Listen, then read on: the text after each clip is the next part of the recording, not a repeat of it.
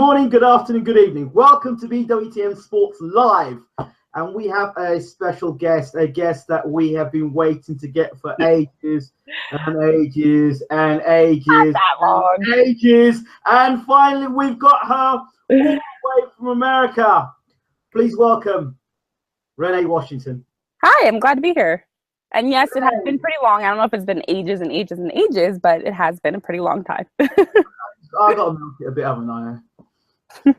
Oh, Renee, tell us a bit more about you. Tell us about you. Where do I begin? So I am currently a sports multimedia journalist and a news anchor, and I work out of Pennsylvania and New Jersey. I'm fortunate that I live close enough that my station allows me to cover both sides of the river. So I cover for Gatehouse Media, Bucks County Courier Times, the Burlington County Times, and the Intelligencer. So that's all throughout the local region of where I live, which is really convenient.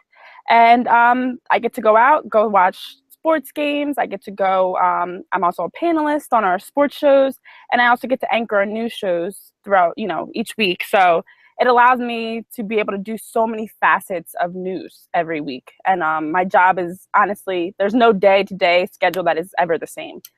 And on the side, I also do coach soccer. I used to play soccer in college at LaSalle University. I coached at Lehigh University for 2 years while I received my master's degree. And then I also played professionally for a little while with Sky Blue. So sports have always been a huge part of my life, which is why I hope to continue to pursue a career in sports broadcasting. So sports has kind of led me to where I am now, and hopefully will continue to lead me beyond this. That's fantastic. It's a great CV you've got there. Let's talk a little bit about the All-American soccer player. Yes. So it's something that a lot of people don't know about me is I was a 3-time All-American in college. And I was the all-time leading scorer and point holder for goals and assists at my college. Yeah, so I was a part of a great program at LaSalle University and was fortunate enough to be named the National Player of the Week 1 week and then All-American for 3 years. So it was a great part of my life, and I'm sad to say that I do not play soccer anymore. So what got you into soccer in the first place?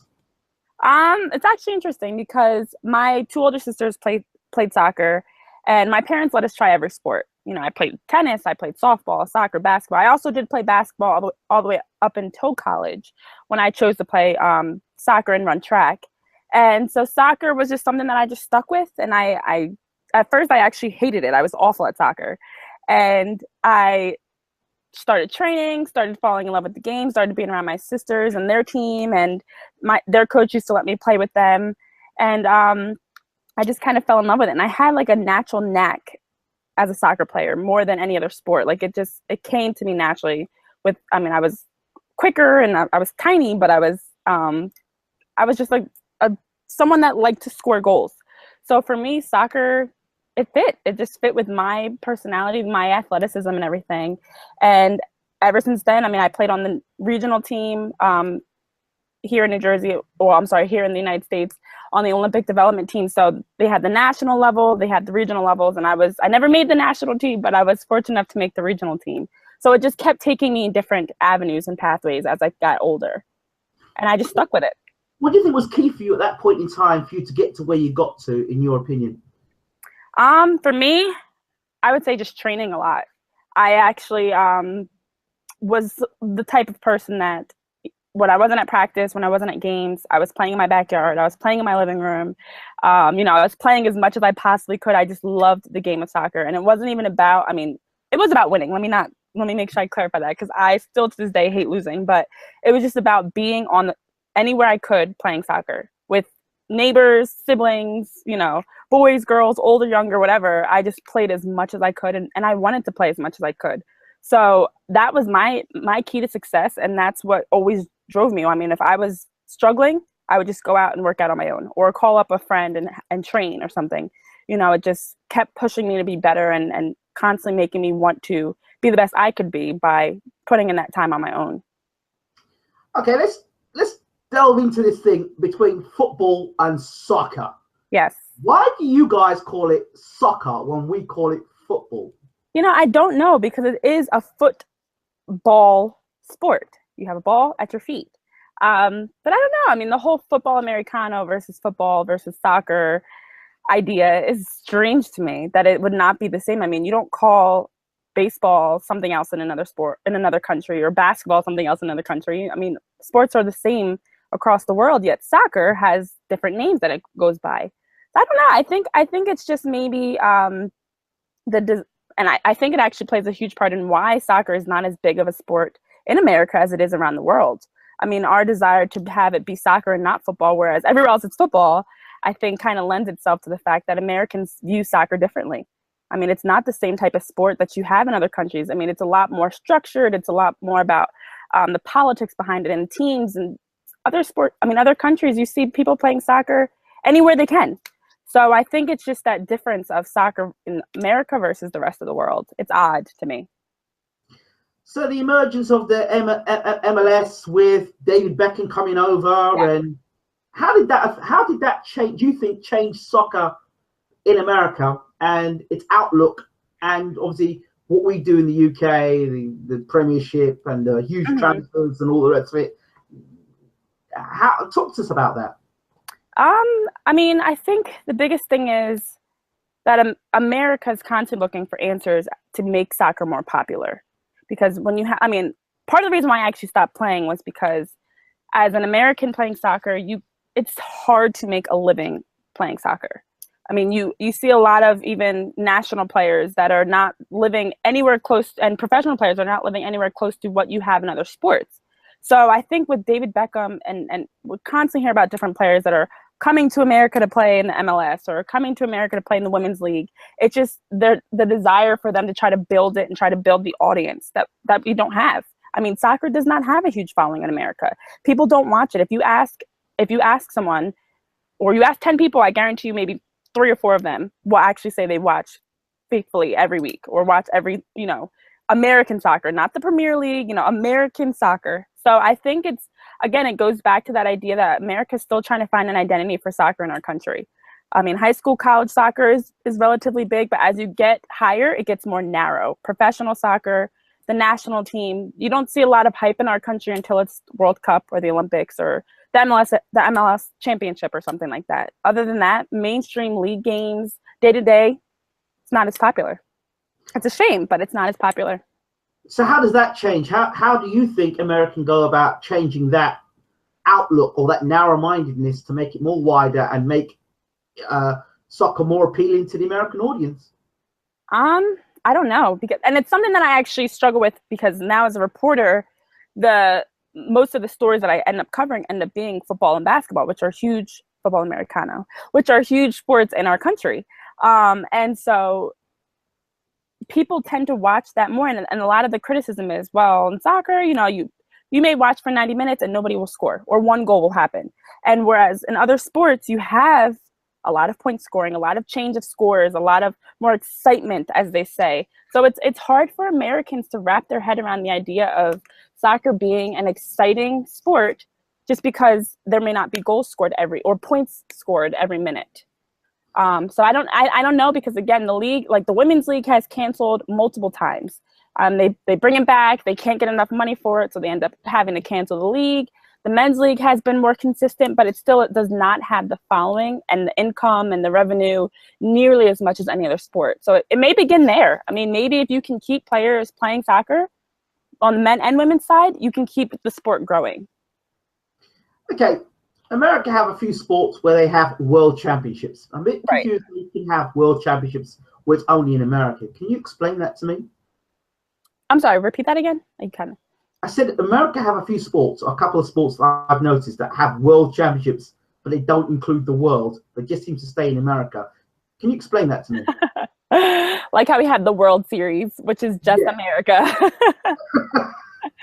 I never understand that fully, because it doesn't make sense to me. That's like having the national championship for college and you only include one state. It's just this idea that, and I hate to say it, but I think a lot of countries are competitive with each other and being the best. Who has the best leagues? Who has the best athletes? And we glorify these names. We're the best in the world because we won the NFL. We're the best in the world because we won, the World Series for baseball. When you're not playing everybody in the world. So I think it's just a fancy way to and I hate to say it as an American, but to exaggerate or over celebrate what is being accomplished when really you're just the national champions. I mean, if you win the Major League Baseball series and the World Series, you're just the American champion. But I want to say it's a competitiveness across the world of being the best, and that's kind of subtly and subliminally hidden in that message of you're the world champions. I mean, even in the NBA, you see it when they win the NBA finals. We're the best in the world, or we're the best. Someone says the best player in the world. Well, we don't really know that. You know, there are a lot of other athletes and teams across the world that you have not played day to day, so we don't know that. But I don't know. It's I guess it's not something that's common in other countries, is it? That's maybe. I hate to say this. Do you think that's something that is just part of the American arrogance that, well, if it's not country, then that's it, and that's the end of it? Oh man, I don't want to use the word arrogance, but I do think it kind of ties back to this mindset, and I don't know if this is everywhere. I'm sorry for my ignorance and not knowing, but in America we have participation trophies. You know, at the end of the season, at certain ages, everybody gets a trophy, regardless if you were the first place team, if you didn't win at all, if you didn't win a single game, if you didn't score a single goal in the entire season, you would still get a participation trophy. Painful, I can see it in your face, I know. But I think it kind of goes back to that idea that everyone's a winner. We're all the best. We can all be the top. There's no separation. And the idea that there's no top, middle, bottom. It's just everyone, you know, this fluffy idea of you participate, you can be the best, or you can still get a trophy and rewarded for it. So I don't know if it's American arrogance as much as it is American softness of trying to be inclusive for everyone, this no child left behind mindset in sports. Fair enough. Let's talk about the Super Bowl. A major event in America, like the linchpin, the main thing, the center of American sports. The Super Bowl, all the advertisements, the rock concerts during the halftime. What's made the Super Bowl so big? So big. I think you actually just hit it on the head. The advertisements. So sports, and this is partly why soccer is not as popular, because right now, like Lifetime partnered with the Women's League so that the Women's League can show their games on Lifetime, which if you probably don't know Lifetime, it is a channel that's specifically for women's movies. Like it's for the typical women, moms, daughters, whatever, to watch movies. It's not a sport, it's not a Fox, ESPN type channel. Whereas in the NFL, they have, as soon as we're getting close to the end of the season, every major network is playing games. Every major network is covering games. Advertisers are buying millions and millions of dollars worth of advertisements. You have concerts being played with top performers. Beyonce one year, Bruno Mars, Lady Gaga, all these people that are performing at the Super Bowl. So it actually has become more about that aspect of it than the game. And it's a shame because a lot of people say they just watch for the commercials, because every advertiser wants to have the best commercial. It's something that's trending on Twitter. It's something that you see it on YouTube, where people are making memes, people are making tweets and hashtagging different commercials and things. It almost becomes more about that than the actual result. And it goes back to just the idea of sports being so influenced by the money side of things instead of the actual sport. And so at the NFL, NBA level, where, I mean, it's a huge event for people. People have Super Bowl parties. Every bar and restaurant is playing Super Bowl. Anywhere you go, it's on the radio. It's everywhere. People are gathering. I mean, I know we had people at our house watching, but it just kind of becomes a big, almost like a concert, like a big event that everyone wants to watch to see the latest commercials, the performance, and the game. You don't just get a game anymore. So yeah, no, it's odd. Do you watch the Super Bowl? I can't say I do. I would love to say I know what's going on. I'd love to say, yeah, I know what's going on. I know this player, I know that player. Yeah. I can't get into it. And I'll tell you why I can't get into it. Okay. In the UK called rugby. Yes. Yes. I have a problem when we see, while watching the sport of rugby, seeing grown men padded, running about with big pads and shoulder pads, and running into one another, thinking that they're tough, and then watching guys play rugby, and they are tough, taking full bloody punches in puddles and blood all over the place, and guys making huge tackles, dramatic tackles, injuries here and there. I can't watch American football with the same passion as I do with rugby, and I've got a problem with that. And so, watching guys with pads on, no disrespect to American football players, I'm sure they're tough, but it's rugby for me. When you look at rugby, or if you've watched rugby, and then you look at American football, do you see a difference, or in terms of, or do you prefer it just being the way the American football is? I think it's funny that you mentioned rugby, because I know that we have rugby is like a club sport. Okay. And hold on, I think I'm double tapped here. Yeah. So in colleges especially, rugby is a club sport. It's like a recreational thing. Whereas in other, again, it goes back to what's popular in what countries. So for us, rugby is overlooked completely. And I actually know people that played rugby. And it is that mindset that it's like a combination of sports. It's not just all the physical side of football and all the I don't know the rules, I'm sorry, but it's a combination of different sports. And I think it's something that rugby, much like volleyball, there are a number of sports in our country that just kind of, because they're not as physical, quote unquote, even though rugby is more physical, as you say, they're overlooked than a typical football, hockey, baseball, basketball. That's like our main sports here.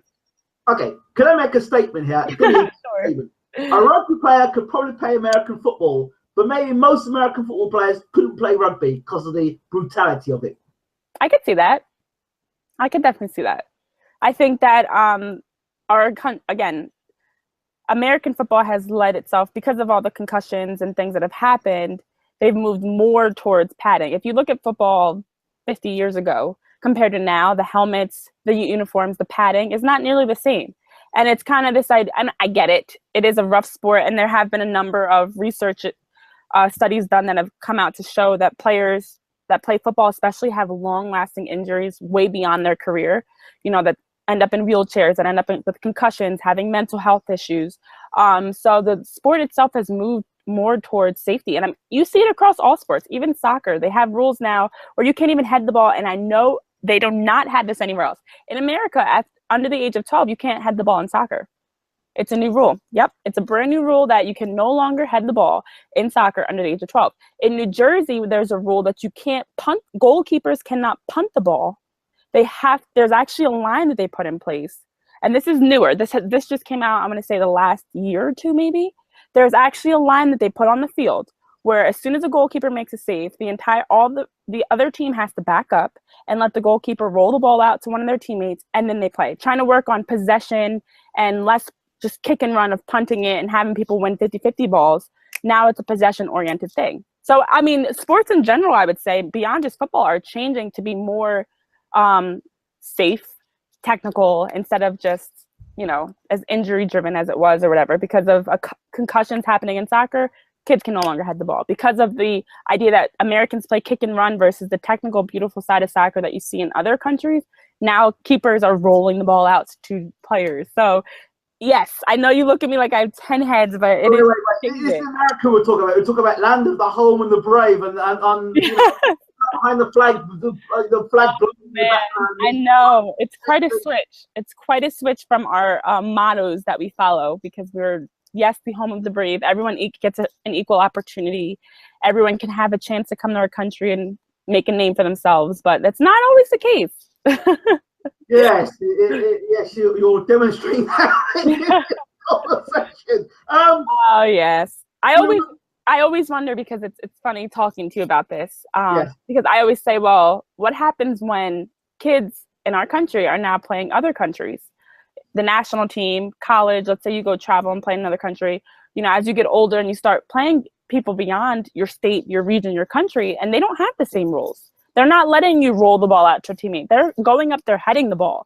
They're out jumping you and winning head balls because you're trying to bring it down with your chest. So, I mean, that's the difference. It's just like, this is not a worldwide rule. It's kind of softens the sport a little bit. But again, it's the idea that America is trying to change their sports to do what they think will make it safer, to extend the careers of athletes, and then also to make the sport better and cleaner. So Mm. While you say that, you're making my mind sort of ticking more over. Is that the reason why you don't have many top boxers within the heavyweight division in this era? Because a lot of your players and a lot of your sports stars that are tall are now going to basketball and getting paid lots more money than getting their head punched open as a boxer. Do you think that's one of the reasons why? I would say even beyond just boxing. I know a lot of people that I've actually spoken to that say that they'll play multiple sports. Let's say they play baseball, hockey, and basketball, which I know hockey and basketball the same season.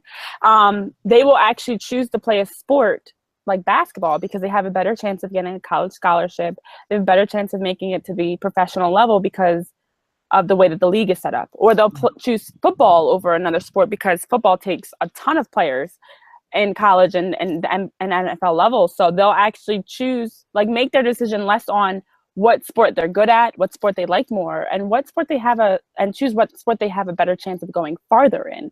So sitting the bench or being a less talented player in football to some people is better than playing baseball, being a top player, and now you're really competing for scholarships. So there are a lot of factors that go into it, but I think that is part of the reason why. I mean, people want to make money. You see the same thing with education. People aren't choosing majors that they like. They're choosing majors that they think they can get a good education from that'll lead them into a career path to make 6-7 figures. Now, maybe I want to be a chef, but I know that it's hard for a chef to make good money. So instead I'll go and I'll be an accountant or whatever the case may be. So it's a mindset that's beyond sports, honestly, but it definitely, you see it in sports of what can I get the most out of? How far can I go? And even parents encouraging their kids to play a sport where they think they can dive into. I mean, Venus and Serena Williams played tennis because their dad thought they can be a different tennis player. They can be, an African or Black, whatever term you want to use, tennis player in a sport that doesn't have a lot of those. Whereas nowadays it's, okay, where can you go to make the most money? Where maybe instead of taking that risk and playing tennis, you just go play basketball and be one of the other thousands of basketball players trying to get a scholarship and make it to the professional level. So it's interesting that you say that. It is. Another thing that I find quite fascinating about America is their focus, and this is going to be your what do they call it? I don't know, maybe a speciality of yours. Okay. Sports. There's a real big talk about college sports, and I love it. The way you focus on your college sports, you do the interviews with them, and it seems to be something that's really a real big trend in America about college sports, whereas it's not, and maybe I've got this wrong, but it's not a big thing in the UK to follow sports within college in the UK in the same way. Maybe with rowing, we do our rowing and something like that, but college sports like that, it's not something that's a big thing in the UK, but it's something that's huge in America. Why is that the case? So it's not publicized as much in the UK in news. They're not covering college games and things like that. No, wow. It's not something you'll see. For me, I don't see a lot of people covering it that much, as much as like you guys, the way you cover it. It's a different way of doing it, Yeah, I mean, it is odd because even like high school sports here are getting a lot more coverage, and certain high school sports or even youth, like AAU basketball games and stuff, are being played on TV. They're being covered and things like that. I cover high school sports, actually. That's my job, to cover high school sports. So it's the idea, again, that you're playing a sport, you're on a stage, and you're going to be seen as a top athlete, even if you're at the high school or college level. And it's part of the reason why you hear a lot of scandals and things going on in sports in America, which is my belief at least, because, at the age of 6, honestly, even younger than that, I'm going to take this back a little bit. Even at like the middle school level, you see on Twitter, you see on social media where they're publicizing kids as being the best kid in the country, the next LeBron James, the top ranked 6th grader. And it starts young with basketball and football, especially. It starts very young. So it's kind of that mindset of nowadays where social media, are you the best in your sport? Are you the top ranked? Instead of just playing the sport for the love of the sport. And I think that's why there's so much reporting and news around sports, because everything is about the money side of it and about being the top athlete. So in college sports, you see that so many college sports are so heavily covered because we want to compare UCLA to Duke to Kentucky, and everyone wants to watch and see who the next LeBron James is going to be, who's the next Steph Curry, who's going to come out of college sports and be, the top in baseball or the top in football. So it's just kind of like everyone wants to watch them along the way, and I think it has something to do with the publicity of social media, honestly. So you're grooming kids as young as 6 and 6. Oh yeah. Oh yes. To be put under that sort of pressure so young, and the parents are looking money. I mean, that is just, is that not a form of abuse, if not emotional? Yes. I mean, I'm not gonna say it's a form of abuse. It's a form of parents wanting the best for their child, but that looks different nowadays with social media, because I can go, I don't have kids, if I had a 5-year-old son, and I can put all his videos of him dribbling a basketball on YouTube and start glorifying all the great things that my son is doing. And that's what you see a lot of. A lot of parents are videotaping games. They're getting their kids in all these. They even have like scouts camps and things like that, recruiting camps for kids. And kids are actually committing to colleges and and you hear about kids that are being given this contract. If you continue playing this sport, you can play for my college in 7 years.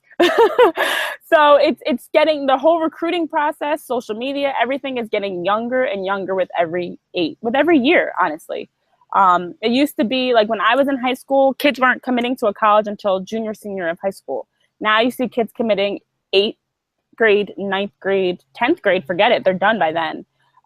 So everything's getting younger, and our publicity of kids is getting younger, and our exploitation, I could say, honestly, of kids is getting even younger. So now sports aren't about being in rec leagues and travel leagues. It's about being seen constantly as a top athlete and getting ranked as a top athlete. Now, in places like India, particularly in a sport like cricket, they've got their kids groomed very young. And, that's just a natural thing. Dad played it, uncle played it, Papa G played it, grandpa, great-grandpa played it. You're going to play it. And it's not a big thing. But I, even as a coach myself, coaching at quite a high level, my concern is not so much the kid and the innocence that young person has, but the parents that are pushing that child. Yes. Some parents, and that's why I use the word abuse, some parents will put their child through some horrendous things to ensure they make it to the top. What's the fine line between I want the best for my child and my child to be successful, as opposed to I'll do anything to make my son or daughter the best there is in America? I mean, there's got to be a fine line there. Yeah, and I agree. I mean, I think as a parent, it's natural to want the best for your child, and it's good to want to push them. I mean, the big controversy right now is with LeVar Ball and his 3 sons, and the idea that some people are saying he's a good father, he was supportive for his kids, he helped coach them, he helped develop them to be players that are now at the NBA level with his oldest son Lonzo, and the younger 2 all over YouTube and all over social media, and already being, one's going to UCLA and already being players that are projected to be NBA players. But then there's also the side of things that you get where parents that just aren't involved at all. And you have kids that are being pushed by maybe one parent, not both, or a coach or whatever, and they kind of go through the system that way. But it is, there's always somebody trying to rewrite the way that it's supposed to be done.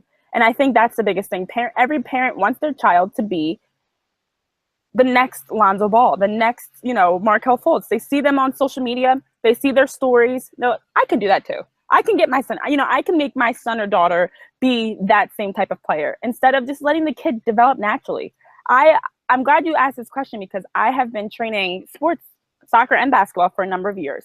And I remember on multiple occasions, this was not a one-time thing, let's say I trained a 5-year-old. I think he was 5 or 6.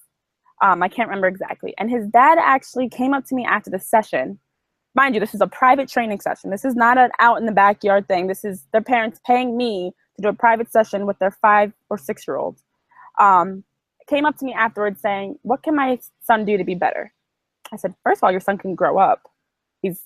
Has a whole career ahead of him. He has a lot to learn. Let him grow, let him enjoy the sport and develop."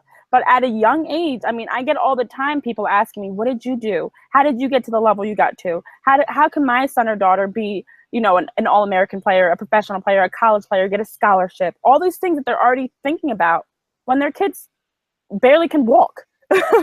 And I mean, I get it that you want the best for your kids. You want them to be something as they get older, but my thing is let them develop naturally. My love for soccer came from me, not my parents making me go out and play for 20 minutes. Me deciding, you know what, I'm going to go play soccer. I'm going to go out and find a patch of grass and play, or I'm going to play in my living room, break things, whatever. But that was all intrinsic motivation on my behalf, not my parents forcing me through paying for sessions. Now, once I got serious about it, then they would say, okay, if you want to do training, you're in high school, you're in college, we will help you do that training, but not at 5, 6 years old. That was never, no. Well, sure, your grades as a young person, the grades are going to have to match the college that you go to, correct? Right, right. Well, if you're flunking in your grades because you're spending so much time focusing on your sport, then what happens? Yeah, I mean, there have been some controversies. I mean, even Derrick Rose, back when he was in college going to Memphis, there was controversy about him and his grades, and that he wasn't eligible. He didn't pass the SATs. Still don't know if that's true or not. Still up in the air to this day, I believe.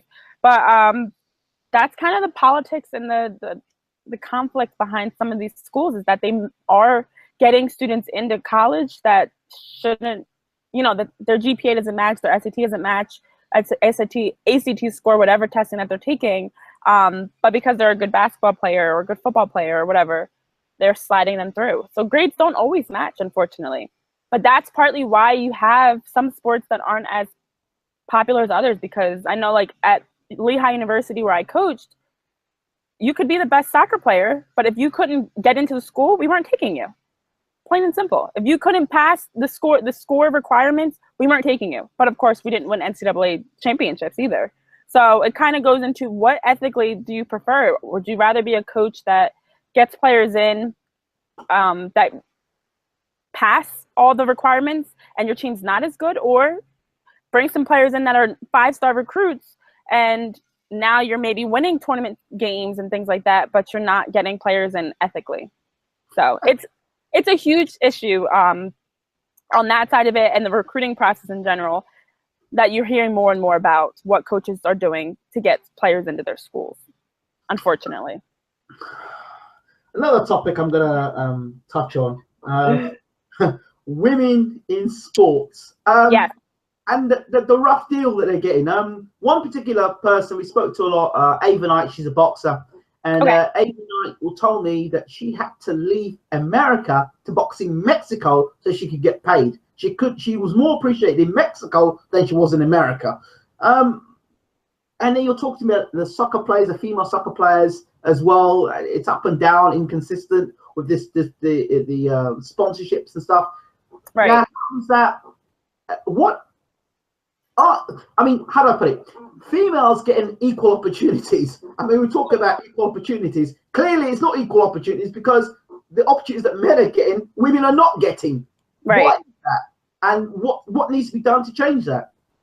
Well, again, that is definitely something that is more popular across soccer and smaller sports in our country, Right.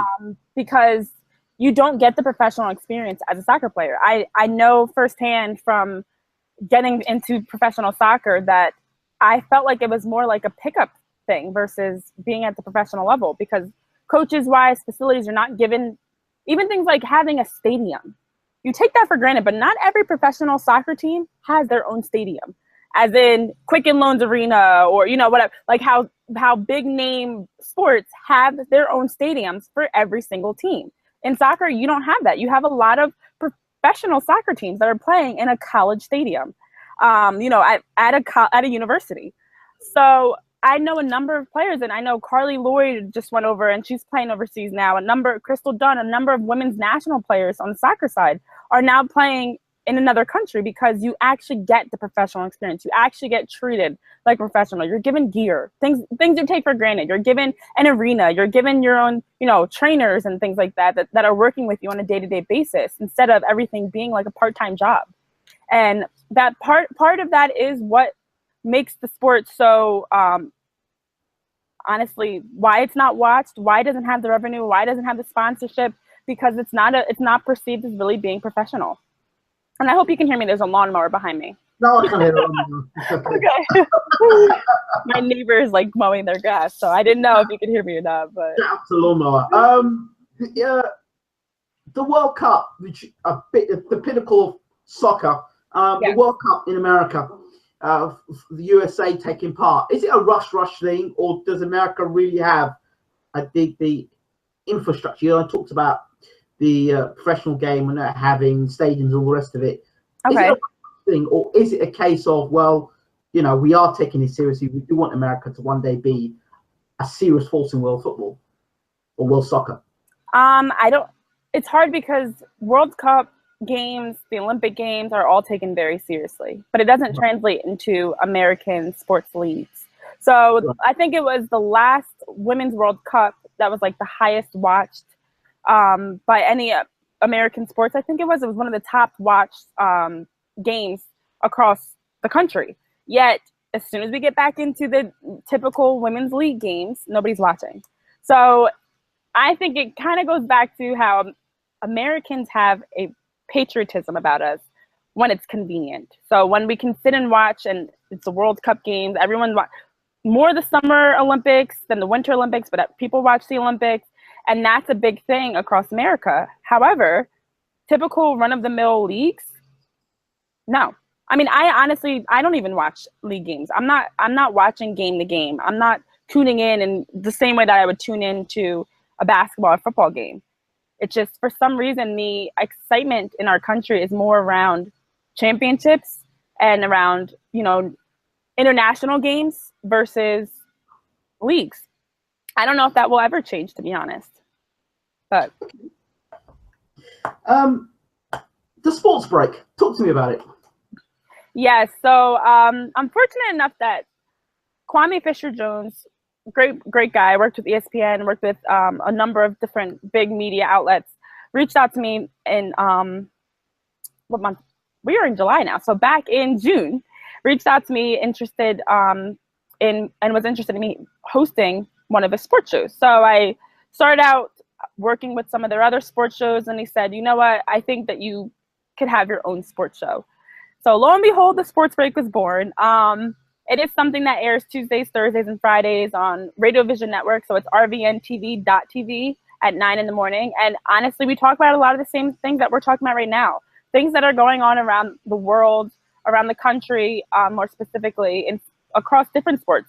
And my whole thing as the host of that show is to make sure that we're not just talking about basketball and football, men's basketball and football.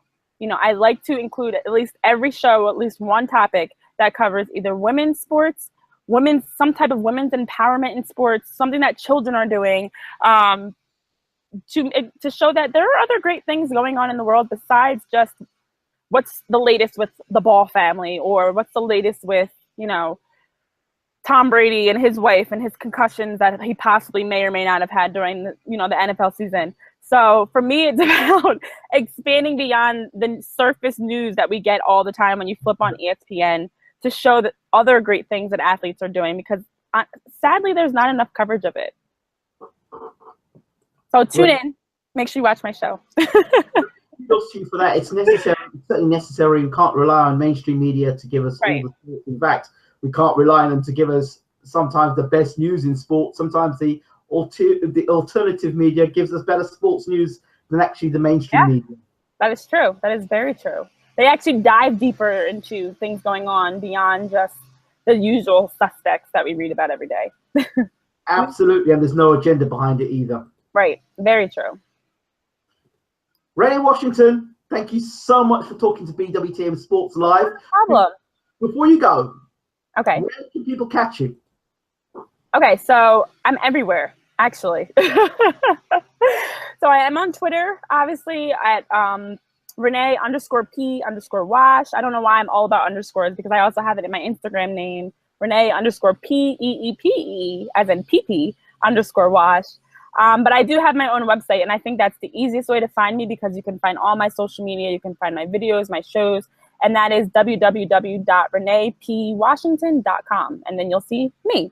So again, you can watch, I'm on the Sports Break. I also cover news and sports across Bucks County, Burlington County, and Montgomery County, and New Jersey and Pennsylvania.